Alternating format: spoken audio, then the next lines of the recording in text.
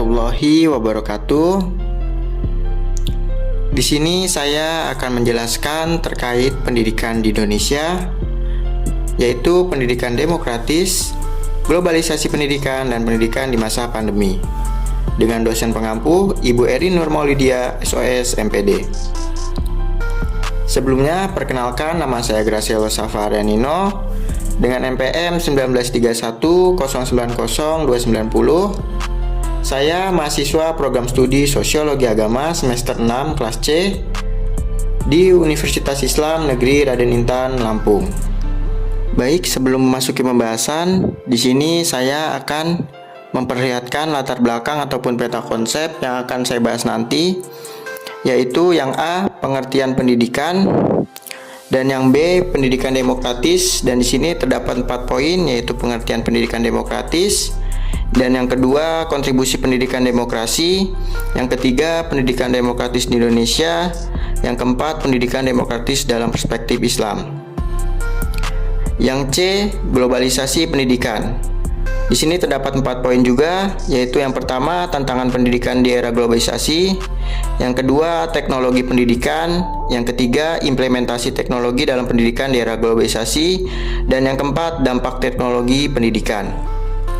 Yang D, pendidikan di masa pandemi COVID-19. Di sini terdapat 2 poin, yang pertama yaitu masalah pendidikan di masa pandemi, dan yang kedua, peluang belajar daring di masa pandemi. A. Pengertian pendidikan.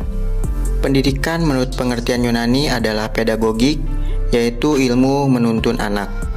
Perubahan-perubahan di bidang pendidikan selalu merupakan hasil dari gejala perubahan-perubahan sosial. Dan dalam rangka itulah perubahan-perubahan itu harus dijelaskan. Perubahan kurikulum misalnya, terjadi karena adanya perubahan kebutuhan di dalam masyarakat, yang pada akhirnya akan berpengaruh untuk memperoleh pengetahuan. Kemudian B, pendidikan demokratis. Poin pertama, pengertian pendidikan demokratis. Pendidikan demokratis adalah pendidikan yang memberikan kesempatan yang sama kepada setiap anak untuk mendapatkan pendidikan di sekolah sesuai dengan kemampuannya. Pengertian demokratis di sini mencakup arti baik secara horizontal maupun vertikal. Demokrasi secara horizontal ialah bahwa setiap anak tidak ada kecualinya mendapatkan kesempatan yang sama untuk menikmati pendidikan sekolah. Hal ini tercermin pada UUD 1945 pasal 31 ayat 1, yaitu tiap-tiap warga negara berhak mendapatkan pengajaran. Sementara itu, demokrasi secara vertikal ialah bahwa setiap anak mendapatkan kesempatan yang sama untuk mencapai tingkat sekolah yang setinggi-tingginya sesuai dengan kemampuannya. Poin yang kedua, kontribusi pendidikan demokrasi. Tujuan pendidikan demokrasi adalah mempersiapkan warga masyarakat berpikir kritis dan berperilaku demokratis. Persoalan yang muncul memungkinkan pendidikan demokratis dapat diselenggarakan dalam suasana sekolah yang birokratis, hierarkis, sentralistis, dan elitis, seperti sekolah yang ada pada saat ini. Keberhasilan pendidikan demokrasi memerlukan reformasi di bidang pendidikan yang berkaitan dengan kebebasan akademik, kebinekaan pendidikan, dan perombakan materi pendidikan sivik. Kebebasan akademik, pengaruh dan yang bersifat indoktrinisasi dari luar sekolah harus diminimalisirkan. Sebaliknya, ide school-based management mulai dikembangkan. Sekolah harus memiliki kemandirian, memiliki kebebasan otonomi. Pendidikan kebinekaan. Kebinekaan masyarakat Indonesia dalam Bhinneka Tunggal Ika yang di dalamnya termasuk kehidupan pendidikan. Pendidikan kebinekaan menghargai dan mengkombinir perbedaan latar belakang siswa yang menyangkut nilai budaya, sosial, ekonomi, bahkan perbedaan kemampuan. Sivik. Di era Orde Baru, sekolah berupaya menciptakan bentuk perilaku politik tertentu dengan mengimplementasikan pendidikan kurikulum kewarganegaraan yang berdasarkan pada disiplin yang kaku dan bersifat indoktrinatif berbagai kegiatan ekstrakurikuler yang dilakukan diharapkan mendukung tercapainya terbentuknya perilaku politik tertentu. Tantangan memperbarui pendidikan kewarganegaraan dalam jangka pendek akan menghadapi tantangan dari sisa-sisa Orde Baru yang masih memiliki kekuatan di dunia pendidikan. Poin yang ketiga, pendidikan demokratis di Indonesia. Pengakuan terhadap hak asasi setiap individu anak bangsa untuk menuntut pendidikan pada dasarnya telah mendapatkan pengakuan secara legal sebagai mana yang diamanatkan oleh Undang-Undang Dasar 1945 Pasal 31 ayat 1 yang berbunyi bahwa setiap warga negara berhak mendapatkan pendidikan. Sejak tanggal 8 Juli 2003, pemerintah telah mengesahkan Undang-Undang RI No 20 tahun 2003 tentang Sistem Pendidikan Nasional, menggantikan Undang-Undang No 2 tahun 1989 yang dianggap sudah tidak memadai lagi.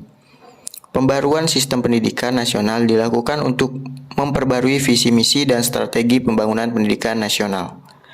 Dalam Undang-Undang No 20 tahun 2003 tersebut, secara tegas memperkuat tentang amanat Undang-Undang Dasar 1945 Pasal 31 tentang pendidikan. Poin yang keempat, pendidikan demokratis dalam perspektif Islam. Pendidikan demokratis dalam perspektif Islam adalah dijiwai oleh prinsip demokrasi dalam Islam, atau dengan kata lain demokrasi pendidikan Islam, merupakan implementasi prinsip demokrasi Islam terhadap pendidikan Islam, yaitu adanya kebebasan bagi pendidik dan peserta didik, yang mana kebebasan di sini meliputi kebebasan berkarya, kebebasan mengembangkan potensi, dan kebebasan berpendapat. Persamaan terhadap peserta didik dalam pendidikan Islam, karena Islam memberikan kesempatan yang sama bagi semua peserta didik untuk mendapatkan pendidikan atau pembelajaran. C. Globalisasi pendidikan. Kebutaan pembelajaran dalam era global adalah ketidakmampuan bagaimana belajar. Ciri utama manusia masa depan adalah manusia yang mendidik diri sendiri sepanjang hayat dan masyarakat belajar yang terbuka tetapi memiliki pandangan hidup yang bermutu. Maka peserta didik harus dibekali informasi tentang latar belakang yang memberikan dampak pengganda pada pembelajarannya, sehingga dapat memberikan motivasi yang besar untuk membaca dan mempelajari informasi dari berbagai sumber. Poin pertama yaitu tantangan pendidikan di era globalisasi. 1. Kualitas pendidikan. Permasalahan globalisasi dalam bidang pendidikan terutama penyangkut output pendidikan. Seperti diketahui, di era globalisasi dewasa ini telah terjadi pergeseran paradigma tentang keunggulan suatu negara, dari keunggulan kooperatif sampai kepada keunggulan kompetitif. Yang kedua, tenaga kependidikan. Salah satu komponen penting dalam kegiatan pendidikan dan proses pembelajaran adalah pendidik atau guru. Betapapun kemajuan teknologi telah menyediakan berbagai ragam alat atau bantu untuk meningkatkan efektivitas proses pembelajaran, namun posisi guru tidak sepenuhnya dapat tergantikan. 3. Kebudayaan atau akulturasi. Dalam adanya akulturasi, maka akan mudah masuk pengaruh negatif bagi kebudayaan moral dan akhlak anak.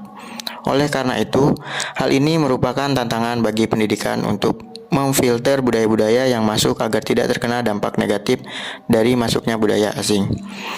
Yang keempat, strategi pembelajaran. Tuntutan global telah mengubah paradigma pembelajaran dari paradigma pembelajaran tradisional ke paradigma pembelajaran modern. Kelima, perbaikan manajemen. Perbaikan manajemen pendidikan dan manajemen sekolah diarahkan untuk lebih memperdayakan lembaga-lembaga pendidikan dan sekolah sebagai unit pelaksanaan terdepan dalam kegiatan belajar mengajar. Yang keenam, akses pendidikan. Salah satu kebijakan pemerintah di bidang pendidikan adalah terlaksananya wajib belajar pendidikan dasar 9 tahun yang sekarang sudah menuju wajib belajar 12 tahun. Yang ketujuh, kemajuan ilmu pengetahuan dan teknologi. Sebagaimana telah kita sadari bersama bahwa dampak positif pada kemajuan teknologi sampai saat ini adalah bersifat fasilitatif atau memudahkan. Teknologi menawarkan berbagai kesetiaan dan ketenangan yang semakin beragam. Poin yang kedua, teknologi pendidikan. Teknologi pendidikan adalah metode bersistem untuk merencanakan, menggunakan, dan menilai seluruh kegiatan pengajaran dan pembelajaran dengan memperhatikan baik sumber teknis maupun manusia dan interaksi antara keduanya sehingga mendapatkan bentuk pendidikan yang lebih efektif. Sedangkan menurut Yusuf, teknologi pendidikan adalah suatu proses sistematik dalam membantu memecahkan masalah-masalah pembelajaran. Pendapat ini sejalan dengan pendapat Mufleto yang menyatakan bahwa teknologi pendidikan bukan tentang perangkat mesin, komputer, atau artefak lainnya, melainkan itu adalah tentang sistem dan proses yang mengarah ke hasil yang diinginkan. Poin yang ketiga adalah implementasi teknologi dalam pendidikan di era globalisasi. Yang pertama, media pembelajaran. Media pembelajaran adalah sesuatu yang dapat digunakan untuk menyalurkan pesan atau bahan pembelajaran. Yang kedua, alat administratif. Seperti yang dikatakan Selwyn bahwa salah satu manfaat teknologi digital adalah sebagai perbaikan keefektifan pengorganisasian lembaga pendidikan. Dan yang ketiga, sumber belajar. Selwyn mengatakan teknologi digital dapat membantu guru untuk memproduksi bahan-bahan pembelajaran dan memungkinkan mereka untuk menghabiskan waktu dengan peserta didik. Poin yang keempat, dampak teknologi dalam pendidikan Indonesia. Nicholas Gen berpendapat bahwa teknologi internet terkait secara langsung dalam mengubah pola kehidupan sehari-hari, termasuk cara bekerja, akses yang bertukar informasi, pembelajaran, bertemu orang-orang, dan memelihara dan mengatur hubungan sosial yang ada. Dampak positif dan negatif. Dampak teknologi dalam pendidikan Indonesia selain memiliki dampak positif juga memiliki dampak negatif. Dampak positifnya adalah lebih efisien dalam masalah waktu, biaya, logistik, dan masalah kelembagaan lainnya. Sedangkan dampak negatifnya adalah teknologi dapat merubah kehidupan sosial atau tatanan sosial. D. Pendidikan di masa pandemi COVID-19. Pandemi COVID-19 sejauh ini telah mengubah banyak hal, terutama mengubah berbagai aspek kehidupan manusia. Pada masa sekarang ini, terlebih lagi dalam dunia pendidikan. Sistem pembelajaran dilaksanakan melalui perangkat elektronik seperti handphone, komputer, ataupun laptop yang harus terhubung dengan koneksi jaringan internet. Kemudian guru juga dapat memanfaatkan media online lain untuk menunjang kegiatan belajar dan mengajar seperti WhatsApp, Zoom, Google Meet, Google Form, Google Drive, YouTube, Google Classroom, dan masih banyak lagi. Poin yang pertama, masalah pendidikan di masa pandemi COVID-19. Sarana pendidikan yang belum siap, materi yang tidak dipahami, dan tugas yang terlalu banyak, dan keseriusan anak dalam belajar di rumah. Poin yang kedua, peluang belajar daring di masa pandemi COVID-19. Yang pertama, meningkatkan pengetahuan dan skill kecanggihan teknologi. Menghadirkan berbagai peluang yang luar biasa bagi para pendidik. Banyaknya webinar-webinar, seminar daring yang diadakan sebenarnya merupakan peluang bagi para peserta didik untuk meningkatkan skill mengajar, termasuk skill mengajar secara daring, teknik-teknik dalam memanfaatkan teknologi sebagai media pembelajaran, dan lain sebagainya. Peluang pembelajaran daring masa pandemi juga menciptakan pembelajaran menarik dan informatif. Keberadaan teknologi memiliki banyak fungsi, salah satunya berfungsi sebagai stimulus. Baik, dapat disimpulkan, pendidikan menurut pengertian Yunani adalah pedagodik, yaitu ilmu menuntut anak. Pendidikan demokratis adalah pendidikan yang memberikan kesempatan yang sama kepada setiap anak untuk mendapatkan pendidikan di masa sekolah, sesuai dengan kemampuannya. Pengertian demokratis di sini mencakup arti baik secara horizontal maupun vertikal. Di era globalisasi, dewasa ini mempunyai pengaruh yang sangat signifikan terhadap pola pembelajaran yang mampu memberdayakan para peserta didik. Tuntutan global telah mengubah paradigma pembelajaran dari paradigma pembelajaran tradisional ke paradigma pembelajaran modern. Pandemi COVID-19 sejauh ini telah mengubah banyak hal, terutama mengubah berbagai aspek kehidupan manusia pada masa sekarang ini, terlebih lagi dalam dunia pendidikan. Baik, terima kasih.